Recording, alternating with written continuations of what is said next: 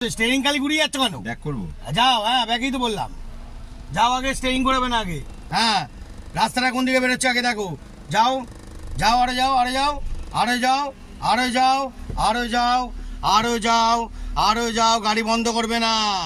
আরো যাও, আরো যাও, আরো যাও, আরো যাও, আরো যাও, কেটে যাবে। আইটু যাও, আইটু যাও, আরেকটু যাও, আরেকটু যাও, আরেকটু যাও।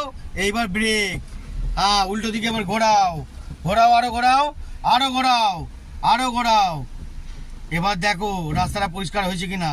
এবার ফার্স্ট গিয়ারটা দিয়ে এগো, এগো, যাও, যাও, যাও, যাও, যাও, যাও। কেটেছে, কেটেছে কভার, কভার কেটেছে, জায়গাটা কেটেছে। তাহলে ব্যাক গিয়ারটা করতে যাচ্ছিলে কেন? হ্যাঁ, এক চান্সে হওয়ার যেটা সেটা ডবল চান্সে করবে না, বোঝা গেল?